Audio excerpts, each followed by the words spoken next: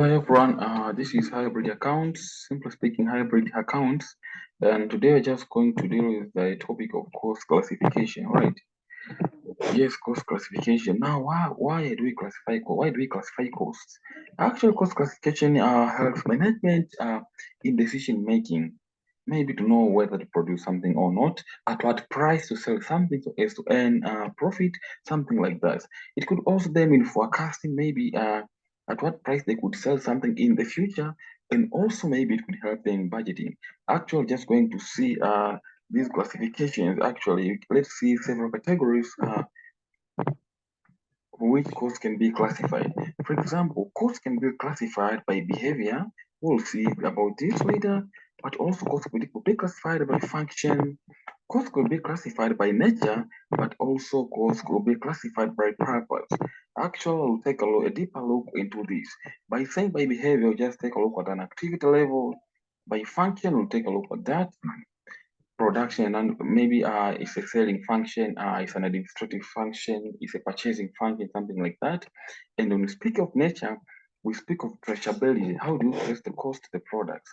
And then by purpose, we really mean by relevancy, the cost relevant or not. But also you could add something here and say that cost could be classified by elements, right? You could speak of the word element here, right? Yes. You could say that I could decide to classify these costs by elements. Something like this. Say elements like that. And actually we'll see that later after the four categories above, right? Yes. Okay, now let's take a look at the classification by behavior.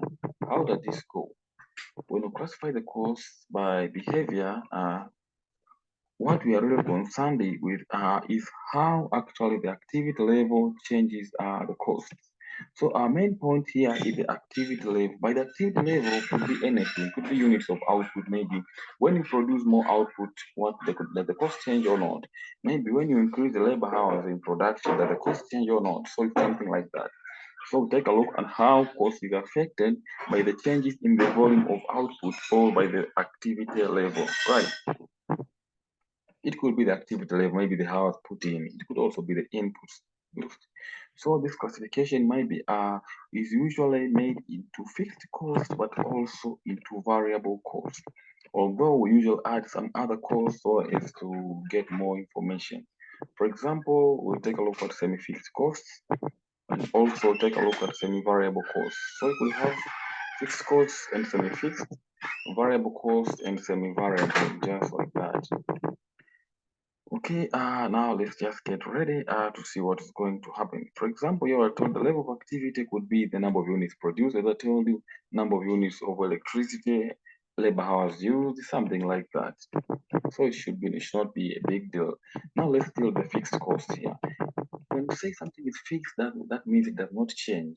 So it is a cost which is incurred for a particular period of time and which within certain activity levels is unaffected by the changes in the level of activity. That means it is a cost that is not expected to change for a given period of time. That's why if we show the sketch, the x-axis should be the activity level, the y-axis total cost. As you see, when you increase the activity level from left to right, the cost will remain the same, just like that. So fixed cost does not change even when we change the level of activity. Example of fixed cost could be as follows. For example, the salary. Salary of let's say the managing director per month. The salary is usually the same. Maybe after a certain period of time, it could change. Maybe the rent of a single factory. Let's say that you have rented the space for maybe doing the production, and so you have the factory. So the rent could also be fixed, something like that. All right. And then I could proceed here and say that we have already taken a look at the total fixed cost. Now let's take a look at the fixed cost per unit, fixed cost per activity level, let's say per unit or whatever. This one will decrease with an increase in activity level. Why? Let's say that if you produce 2 units, you incur the cost of $10 million. If you produce 10 units, the same cost, 20 units, the same cost. That means that the more you produce, the cost per unit decreases.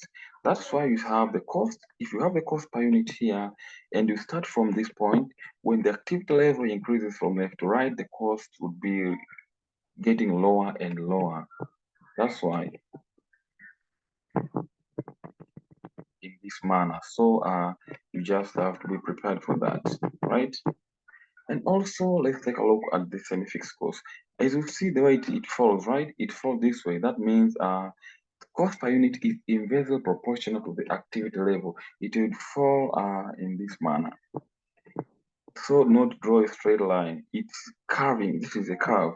And this curve should not touch the x-axis. Okay, now we also have semi-fixed cost or step-fixed cost. So the other term for semi-fixed cost is the step-fixed cost.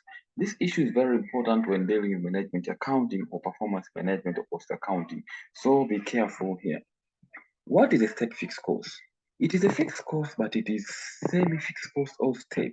That is, it stays constant for a while and then it rises up sharply. It stays constant for a while, and then again it rises up sharply. This usually occurs when maybe you exceed the capacity.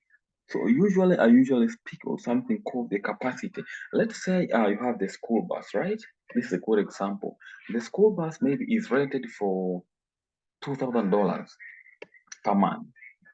But let's say that the school bus has the capacity of holding 40 students. So whenever students increase from 41 upwards, then you'll have to rent another vehicle, another school bus. And so if the fixed cost was constant here, and maybe this is the number of students for the students, whenever students increase, actually the cost will drive because you will have to rent another bus, right? So that's why it increases in steps.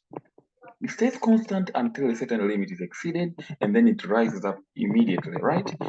Examples we are given here: depreciation of a machine which may be fixed if production remains below 1,000 units per month, but if production maybe exceeds 1,000 units, we say that actually a second machine may be required, at which point another depreciation would be there, and so we have two different depreciations, and so the fixed cost would rise, right?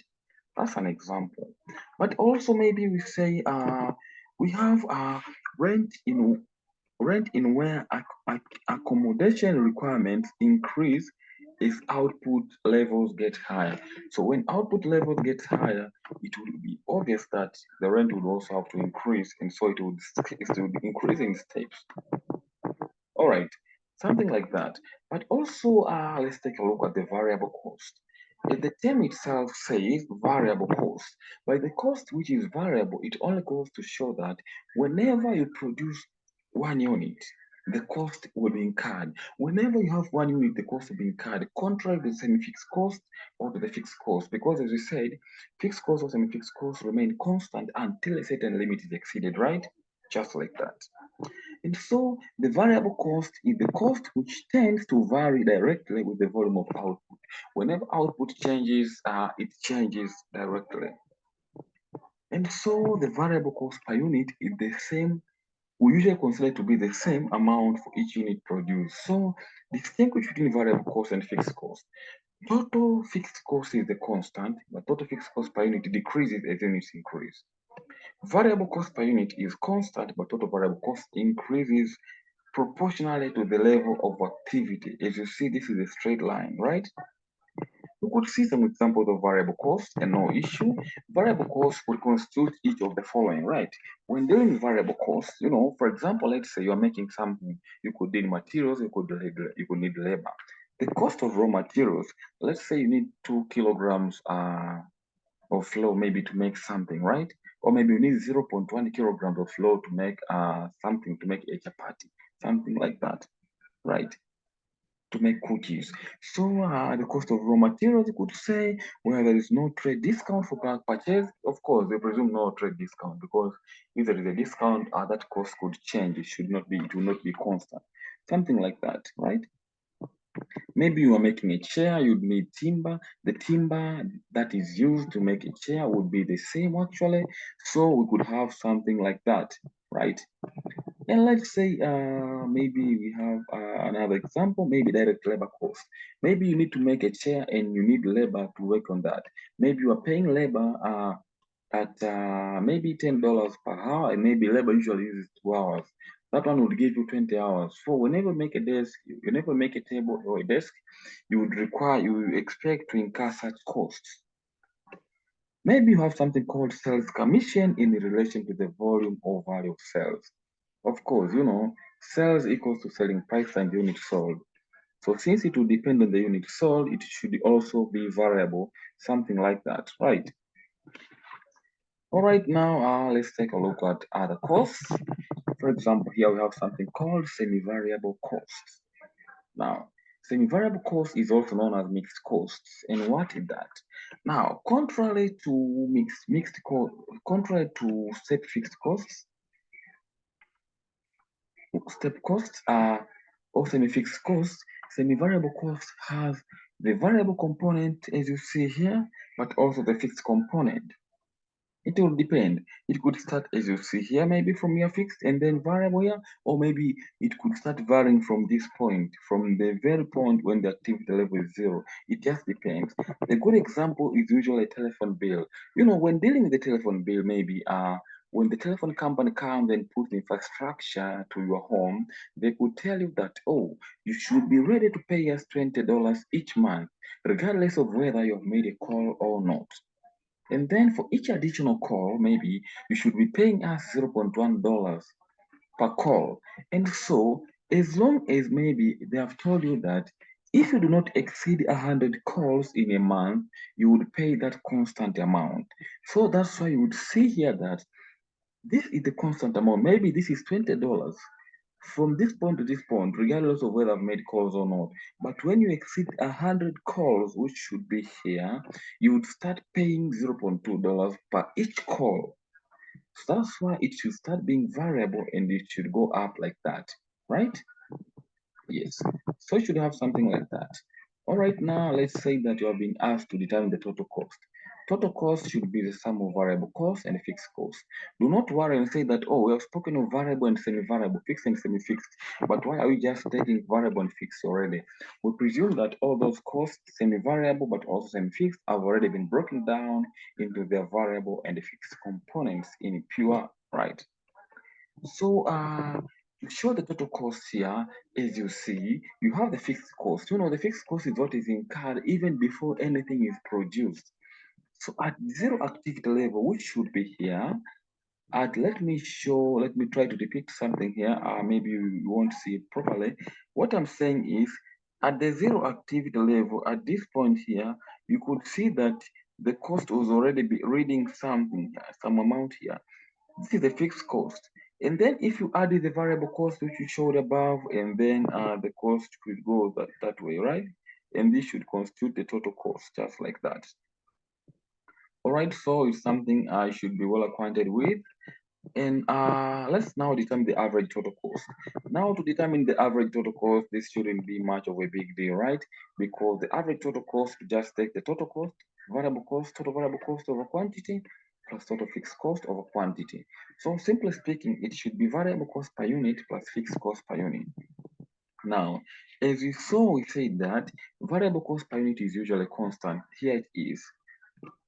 We say that the variable cost per unit is usually constant, and as you see it here it is, right? You see that this way. But fixed cost per unit usually changes, usually falls if the units increase. That's why you find it something like this. It keeps on decreasing, it keeps on falling. At which point, if you reach somewhere, you add it to the variable cost. So it should be something like that. And so you'd be done with this cost classification by behavior, right?